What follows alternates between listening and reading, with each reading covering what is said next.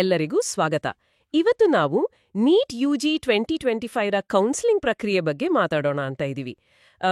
Medical counselling committee ಅಂದ್ರೆ MCC ಅವರು ಕೊಟ್ಟಿರೋ ಮಾಹಿತಿ ಬುಲೆಟಿನ್ ಇದೆಯಲ್ಲ, ಅದರಲ್ಲಿರೋ ಮುಖ್ಯ ಅಂಶಗಳನ್ನ ಸ್ವಲ್ಪ ಡೀಟೇಲ್ ಆಗಿ ನೋಡೋಣ.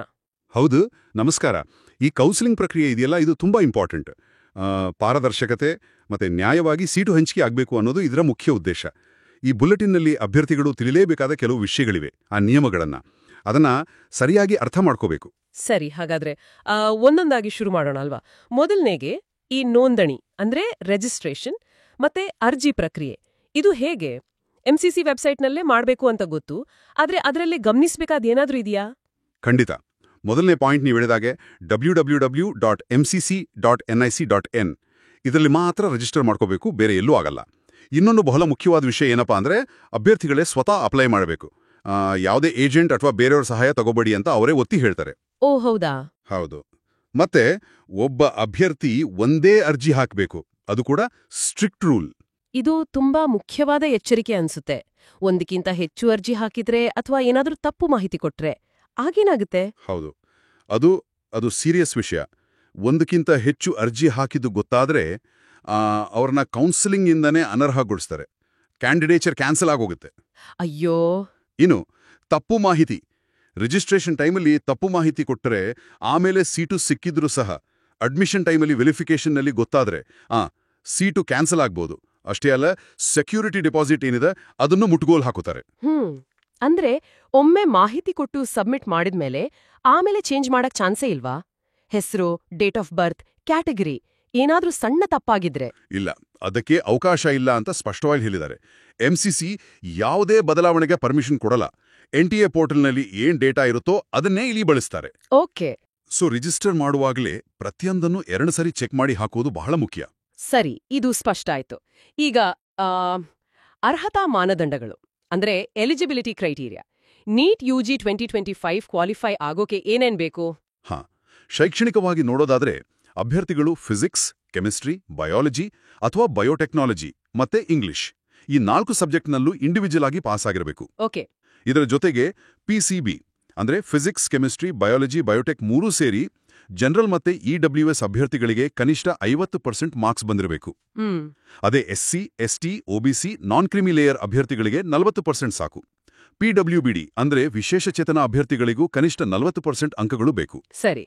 ಇವೆಲ್ಲದರ ಜೊತೆಗೆ ಆಬ್ವಿಯಸ್ಲಿ ನೀಟ್ ಯುಜಿ 2025ರ ಮೆರಿಟ್ ಲಿಸ್ಟ್ನಲ್ಲಿ ರ್ಯಾಂಕ್ ಬಂದಿರಬೇಕು. ಅದು ಬೇಸಿಕ್ ಕ್ರೈಟೀರಿಯಾ. ಯಾವಾಗ ವಾಪಸ್ ಬರುತ್ತೆ, ಯಾವಾಗ ಕಟ್ ಆಗತ್ತೆ ಅನ್ನೋದು ಸ್ವಲ್ಪ ಕನ್ಫ್ಯೂಸಿಂಗ್ ಇರುತ್ತೆ ಅಲ್ವಾ? ಇದು ರೌಂಡ್ಸ್ ಜೊತೆ ಲಿಂಕ್ ಆಗಿದೆ ಅಂತ ಕಾಣುತ್ತೆ. ಹೌದು. ಇದು ನಿಜಕ್ಕೂ ಸ್ವಲ್ಪ ಟ್ರಿಕಿ ಪಾಯಿಂಟ್.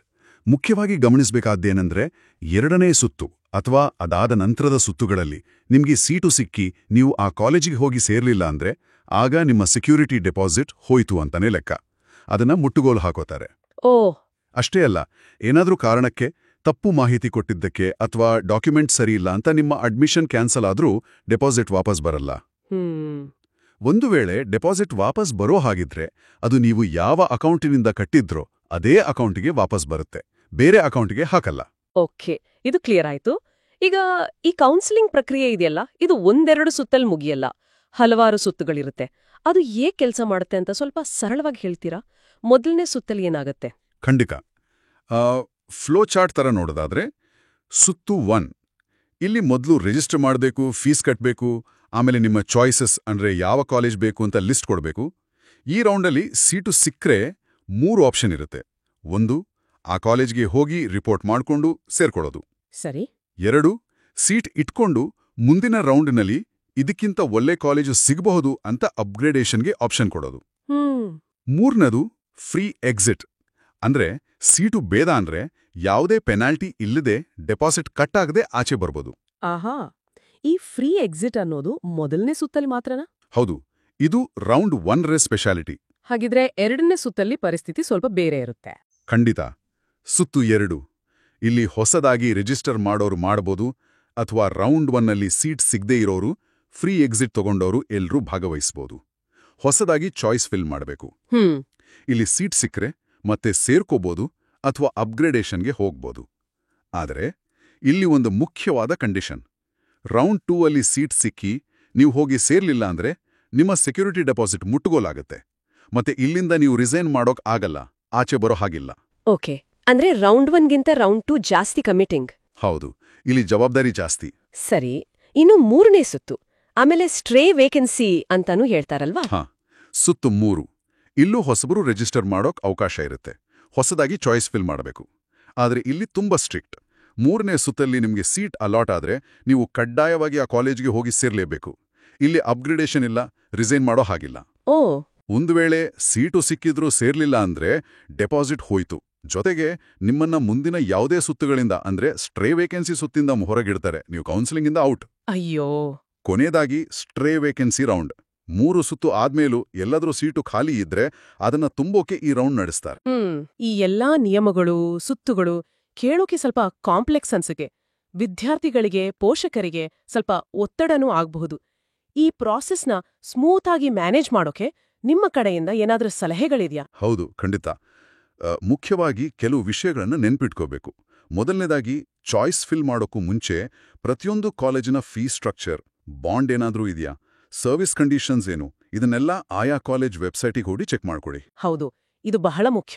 ಆಮೇಲೆ ಚಾಯ್ಸಸ್ ಅನ್ನ ಒಮ್ಮೆ ಲಾಕ್ ಮಾಡಿದ್ಮೇಲೆ ಚೇಂಜ್ ಮಾಡೋಕ್ಕಾಗಲ್ಲ.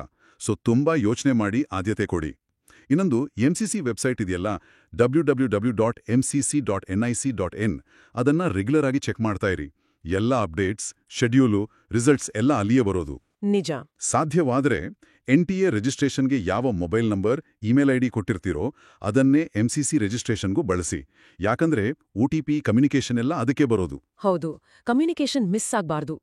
ಸರಿ, ಒಟ್ಟಾರೆಯಾಗಿ ನೋಡಿದ್ರೆ ಈ ನೀಟ್ UG ಕೌನ್ಸಿಲಿಂಗ್ ಅನ್ನೋದು ಒಂದು ಸಿಸ್ಟಮ್ಯಾಟಿಕ್ ಪ್ರೋಸೆಸ್. ತುಂಬಾ ಜಾಗೃತೆಯಿಂದ ನಿಯಮಗಳನ್ನ ಪಾಲಿಸಬೇಕು ಅನ್ನೋದು ಕ್ಲಿಯರ್ ಆಗ್ತಿದೆ. ಖಂಡಿತವಾಗಿಯೂ. ಪ್ರತಿ ಸ್ಟೆಪ್ನಲ್ಲೂ ಅಲರ್ಟ್ ಆಗಿರಬೇಕು. ಡಾಕ್ಯುಮೆಂಟ್ ಸಬ್ಮಿಟ್ ಮಾಡೋದು, ಚಾಯ್ಸ್ ಫಿಲ್ಲಿಂಗ್, ಡೆಡ್ಲೈನ್ಸ್ ಎಲ್ಲದರಲ್ಲೂ ಎಚ್ಚರಿಕೆ ಬೇಕು. ಏನಾದ್ರೂ ಡೌಟ್ ಇದ್ರೆ ಫಸ್ಟ್ ನೋಡ್ಬೇಕಾಗಿರೋದು MCC ವೆಬ್ಸೈಟ್ ಮಾತ್ರ. ಅದೇ ಅಫಿಷಿಯಲ್ ಸೋರ್ಸ್. ಖಂಡಿತ. ಕೇಳುಗರಿಗೆ ಒಂದು ಕೊನೆಯ ಪ್ರಶ್ನೆ, ಚಿಂತನೆಗಾಗಿ.